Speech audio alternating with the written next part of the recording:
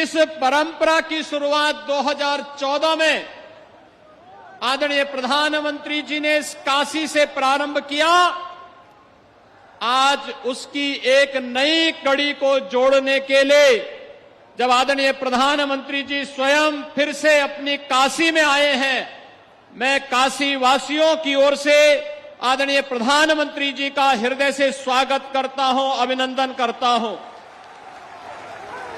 भाइयों बहनों, देश की 140 करोड़ जनता को उसका गौरव और सम्मान दिलाने वाले, वैश्विक स्तर पर अपनी अंतर्राष्ट्रीय और राष्ट्रीय व्यस्तता के बावजूद काशी वासी आदरणीय प्रधानमंत्री जी के आत्मा में, अंतःकरण में विराजते हैं। हर समय काशी की समृद्धि के लिए, यहां की विरासत और यहां की संस्कृति के लिए उनके मन में एक नई चिंता होती है। और भाइयों बहनों, आज यह चिंता और ये चिंतन हम सबको एक नई पहचान के रूप में आगे बढ़ा रही है। आपने देखा होगा काशी विश्वनाथ धाम आज दुनिया को अपनी ओर आकर्षित कर रहा है। आपने देखा होगा काशी के मंदिरों और काशी के घाटों के नए स्वरूप को, और जैसे काशी सज धज रही है, G20 के सम्मेलन को भी नजदीक से काशी ने महसूस किया है।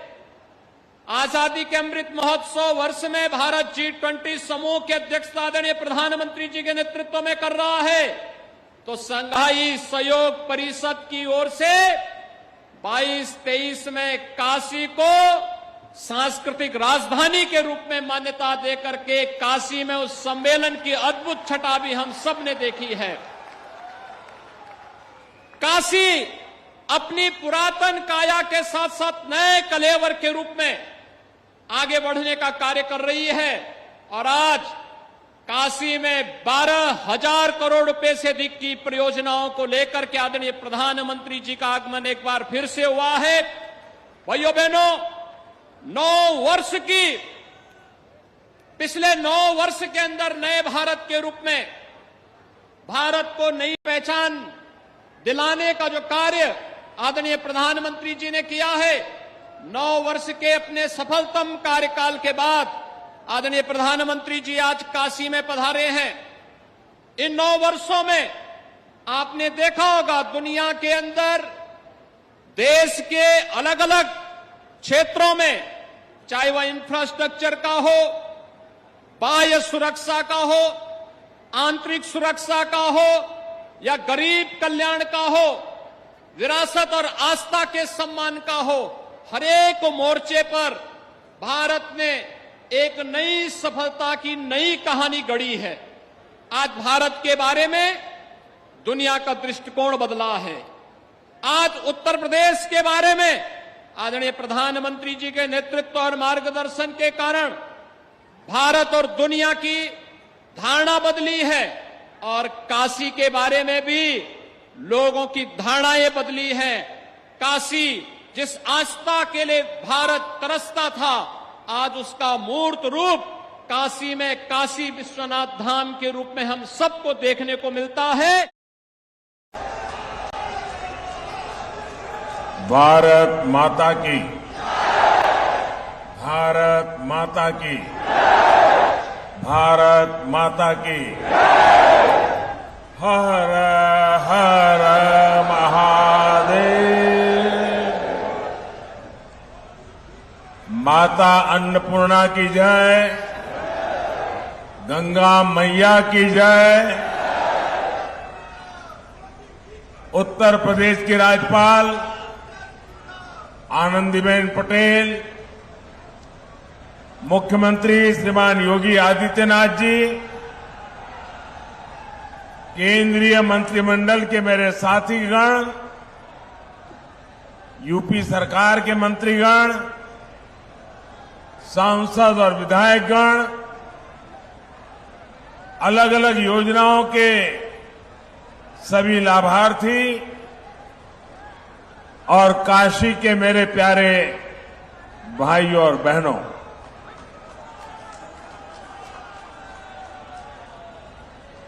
सावन के महीने की शुरुआत हो,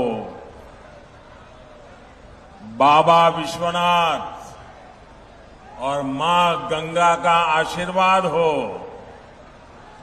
और बनारस के लोगों का साथ हो, फिर तो जीवन बिल्कुल धन्य हो जाता है। मैं जानता हूं कि आजकल काशी के आप लोग बहुत व्यस्त हैं। काशी में रौनक जरा ज्यादा ही हो रही है आजकल। देश दुनिया से हजारों शिव भक्त यहां हर रोज बाबा को जल चढ़ाने पहुंच रहे हैं और इस बार तो सावन की अवधि भी जरा अधिक है।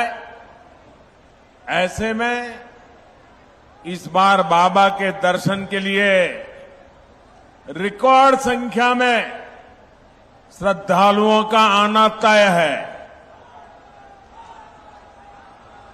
लेकिन इन सब के साथ एक और बात तय है। अब जे भी बनारस आई तो खुश होके ही जाई।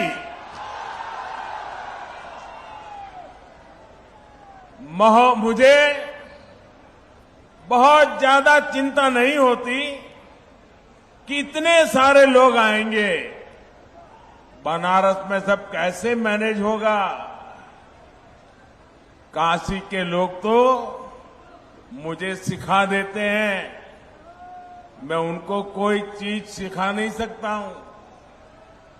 अभी G20 के लिए दुनिया भर से इतने सारे लोग बनारस आए थे, का इतना भव्य स्वागत किया, इतना अच्छा प्रबंध किया कि आज पूरे दुनिया में आपकी और काशी की वाहवाही हो रही है। और इसलिए मुझे पता है काशी के लोग सब संभाल लेंगे। आप लोगों ने काशी विश्वनाथ धाम और पूरे परिसर को भी इतना भव्य बना दिया है कि जो यहां आ रहा है गदगद होकर जा रहा है। ये बाबा की इच्छा ही थी कि हम उसे पूरा करने का निमित्त बन पाए। ये हम सभी का सौभाग्य है। भाइयों और बहनों, आज काशी सहित उत्तर प्रदेश को लगभग 12,000 करोड़ रुपए की परियोजनाओं का उपहार मिला है। हमने जो काशी की आत्मा को बनाए रखते हुए नूतन काया का संकल्प लिया है, ये उसका विस्तार है। इनमें रेल, रोड, पानी, शिक्षा, टूरिज्म से जुड़े प्रोजेक्ट हैं, घाटों के पुनर्विकास से जुड़े प्रोजेक्ट्स हैं। इन विकास कार्यों के लिए आप सभी को बहुत बहुत बधाई। साथियों, कुछ देर पहले ही मेरी प्रधानमंत्री आवास योजना और आयुष्मान भारत योजना के लाभार्थियों से बातचीत हुई। पहले की सरकारों से लोगों की सबसे बड़ी शिकायत ये थी कि वो योजनाएं एयर कंडीशन कमरों में बैठ करके बनाती थी। जमीन पर इन योजनाओं का क्या असर हो रहा है, ये तब की सरकारों को पता ही नहीं चलता था। लेकिन भाजपा सरकार ने लाभार्थियों से बात की, संवाद की, मुलाकात की, एक नई परंपरा शुरू की है। यानी बेनिफिट भी डायरेक्ट और फीडबैक भी डायरेक्ट। इसका फायदा ये हुआ कि हर सरकारी विभाग, हर अफसर अपनी जिम्मेदारी निभाने लगे। अब किसी के लिए गुणा गणित का कोई चांस ही नहीं बचा है। साथियों, जिन दलों ने अतीत में भ्रष्ट और नाकाम सरकारें चलाई, वे आज लाभार्थी का नाम सुनकर तिलमिला जाते हैं। आजादी के इतने साल बाद लोकतंत्र का सही लाभ अब सही मायने में सही लोगों तक पहुंचा है। वरना पहले लोकतंत्र के नाम पर सिर्फ गिने चुने लोगों के हित साधे जाते थे, गरीब की कोई पूछ नहीं थी।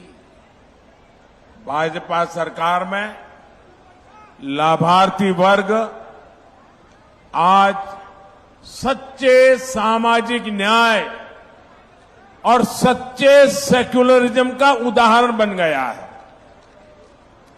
हम पूरी ताकत लगा रहे हैं कि हर योजना के आखिरी लाभार्थी को खोजकर उस तक पहुंचकर उसे योजना का लाभ पहुंचाएं। जानते हैं इसका सबसे बड़ा लाभ क्या हो रहा है? भाई, जब सरकार खुद ही पहुंच रही है तो क्या हो रहा है? कमीशन लेने वालों की दुकान बंद, दलाली खाने वालों की दुकान बंद, घोटाले करने वालों की दुकान बंद। यानी ना कोई भेदभाव और ना ही कोई भ्रष्टाचार।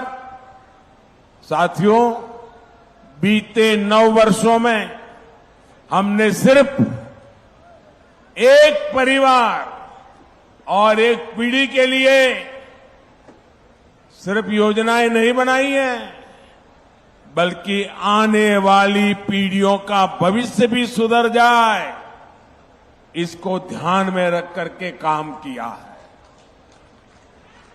अब जैसे गरीबों के घर की योजना है, अभी तक देश में 4 करोड़ से अधिक परिवारों को पीएम